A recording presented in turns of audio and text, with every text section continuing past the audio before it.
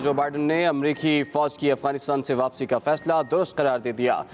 अफगानिस्तान की सूरत हाल पर पॉलिसी बयान देते हुए कहा कि फैसले पर कोई पछतावा नहीं।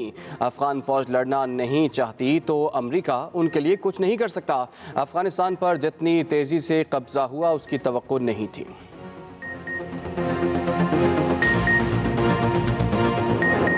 तालिबान रहनुमा मुल्ला अब्दुल गनी बरादर कहते हैं कि तालिबान की असल आजमाइश अब शुरू हुई है।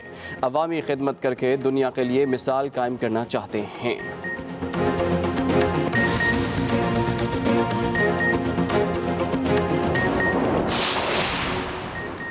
वज़ीर-ए-आज़म इमरान खान की ज़ेर-ए-सदारत कौमी सलामती कमेटी का अहम तरीन इजलास। शुरका ने कहा कि आलमी बरादरी को 4 दहाइयों से दी जाने वाली पाकिस्तान की कुर्बानियों का एतराफ़ करना चाहिए।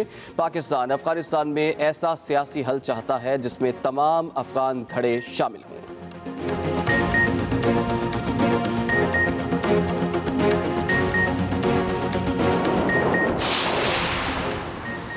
आज़ाद जम्मू कश्मीर के सदर का इंतखाब आज होगा।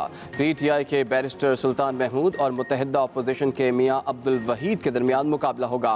सदारती इंतखाब के लिए पोलिंग दिन 10 से दोपहर 2 बजे तक होगी।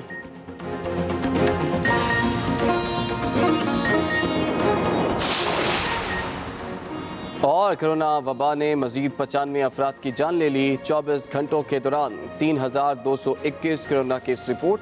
मुस्बत केसेस की शरह 6.68% रही।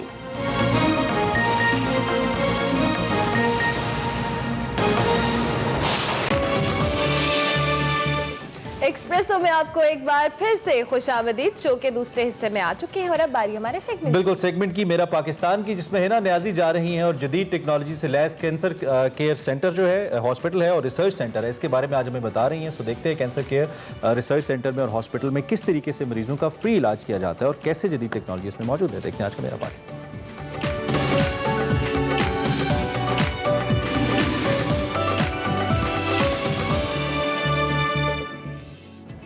अस्सलाम वालेकुम नाजरीन। सेहतमंद ज़िंदगी अल्लाह ताला की एक बहुत बड़ी नेमत है और अगर मूज़ी बीमारियों की बात की जाए तो कैंसर एक ऐसा मूज़ी मर्ज़ है जो इंसानी जिस्म में तेज़ी से फैलता है। आज सेगमेंट मेरा पाकिस्तान में मैं एक ऐसे हॉस्पिटल में मौजूद हूँ जहाँ जदीद टेक्नोलॉजी की वजह से कैंसर की बरवक्त तशख़ीस के साथ साथ बिल्कुल मुफ्त इलाज होता है। आज मैं cancer care hospital and research centre के बाहर मौजूद हूँ। अंदर चल के जानते हैं कि ये हॉस्पिटल किस तरह से काम कर रहा है।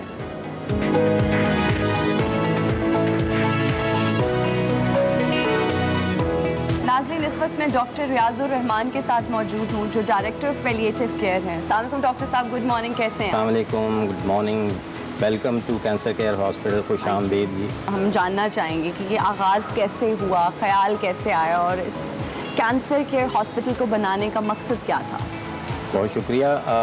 हमारे चेयरमैन प्रोफेसर शहरियार साहब, he is the chairman of a board of trustees. तो बेसिकली ये एक ट्रस्ट है। इतने तवील अरसे में हमने बहुत सारी चीज़ों के अपने जो मरीज़ों को इलाज की ज़रूरत होती है, जो तशख़ीस की ज़रूरत होती है, उसकी कमी महसूस की।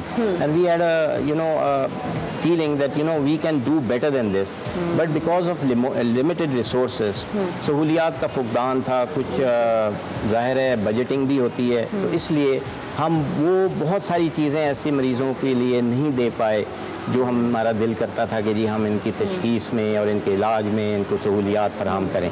तो रिटायरमेंट के बाद प्रोफेसर शहरियार साहब का ये विज़न है, he is the visionary. He said कि हम एक ऐसा हॉस्पिटल बनाएंगे जिसमें state of the art machinery होगी, state of the art treatment देंगे। एंड हमारे 2 ही मिशन स्टेटमेंट्स होंगे। एक ये कि जो मुस्तहिक मरीज़ है उसके लिए इलाज फ्री है, जो साहिब हैसियत हैं अपनी हैसियत के मुताबिक डोनेशन दे सकते हैं। तो ये हमारा मॉडल है। और दूसरी बात ये है कि जी किसी को इलाज से इनकार नहीं होगा, irrespective of the stage of disease.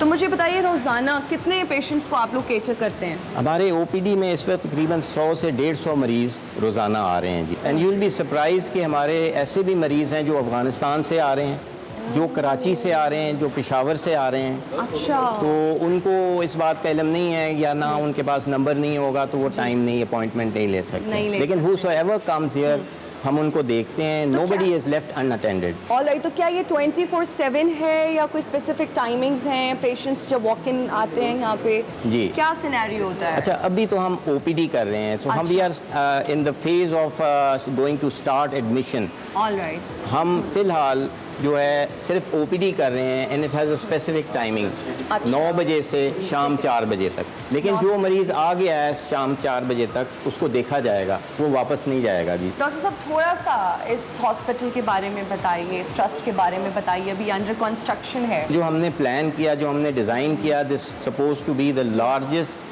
Cancer hospital, ultimately it will be the largest in Asia. और हमने 400 से 600 बिस्तरों पे इसको प्लान किया है। सर, एक थोड़ी सी कंफ्यूजन थी माइंड में कि एक कैंसर सेंटर में और एक कैंसर हॉस्पिटल में बेसिक डिफरेंस क्या है? कैंसर ट्रीटमेंट मैनेजमेंट में देयर आर 4-5 स्टेप्स, जिसमें सबसे पहले तशखीस की होती है कि डायग्नोस्टिक है, स्क्रीनिंग हो गई और दूसरे इन्वेस्टिगेटिव टेस्ट हो गए, फिर उसकी बायोप्सी होती है। फिर जिन पेशेंट्स में डायग्नोज हो जाए कैंसर है, फिर अल्टीमेटली उनकी सर्जरी होती है। शायद उस पार्ट को रिमूव करना हो, किसी हिस्से को रिमूव करना हो, तो सर्जिकल प्रोसीजर के लिए भी अगर आपके पास अवेलेबिलिटी है हॉस्पिटल में, उसके बाद फिर कीमोथेरेपी का सेशन शुरू होता है। 6 महीने तकरीबन वो जारी रहता है, 6 महीने से 8 महीने, और उसके बाद रेडिएशन लगती है, और उसके बाद कुछ लोगों को हार्मोन्स पे और ओरल दवाइयों पे डाली जाती है, और उसके बाद फॉलोअप पे लगते हैं। तो जिनके पास ये सारी चीज़ें अंडर वन रूफ हों, तो उनको हम कैंसर हॉस्पिटल कहते हैं। तो जहाँ पे इस वक्त हम खड़े हैं जी, ये पाकिस्तान का पहला इमरजेंसी कैंसर इमरजेंसी डिपार्टमेंट है। ये 7 बेडेड इमरजेंसी वार्ड है। तो मरीज़ जब emergency cancer patient, not an accidents और दूसरे, ये कैंसर पेशेंट्स के लिए इमरजेंसी है। तो कैंसर में लोग पूछते हैं कि जी कैसी इमरजेंसी होती है? तो कई दफ़ा रात को इमरजेंसी में मरीज़ ब्लीड कर रहा होता है, या फिर उसको ऐसी कोई पेन इतनी हो रही है, क्योंकि ये बीमारी आपको पता है कि ऐसी है कि ये एक जगह पे नहीं ठहरती है, ये पूरे बॉडी में फैल जाती है, मेटास्टैटिक हो जाती है। तो हड्डियों में चली जाए तो कई दफ़ा हड्डियों का फ्रैक्चर हो जाता है, मरीज़ चीखें मार रहा होता है। या फिर जिस्म में जहाँ पे फिंसी फोड़ा है, मैस है, ट्यूमर है, वो गलने सड़ने लगता है, आपको पता है उससे ब्लीडिंग शुरू हो जाती है। फीमेल्स में जो यूट्राइन कैंसर है, कई दफ़ा उनकी ऐसी मैसिव ब्लीडिंग होती है कि अगर इमरजेंसी मैनेजमेंट ना मिली तो they die within a few hours.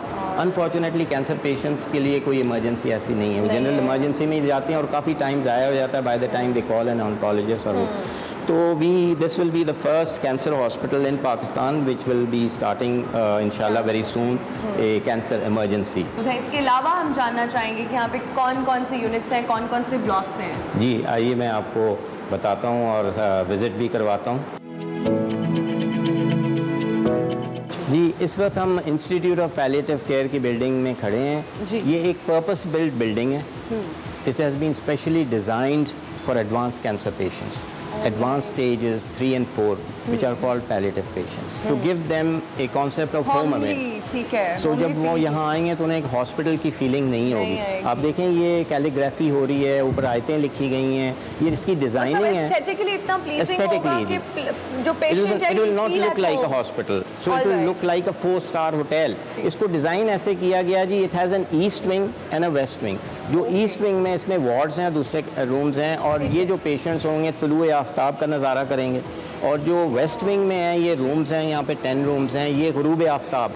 देखिए जी, जब मरीज़ बहुत ज़्यादा सीरियस हो, बेड रिडन हो, उसको डे एंड नाइट का कॉन्सेप्ट नहीं रहता है, कब सुबह हुई कब रात हुई कोई नहीं पता लगता है। कि we are now entering the east wing, जिसमें ये वार्ड्स हैं, और ये हम अब इसकी गैलरी में खड़े हैं, कॉरिडोर में हैं, और आप अगर देखिए तो ये दीवारें नज़र आ रही हैं, आपको कोई दरवाज़ा नहीं नज़र आ रहा है, कमरों के दरवाजे अंदर संकिन हैं।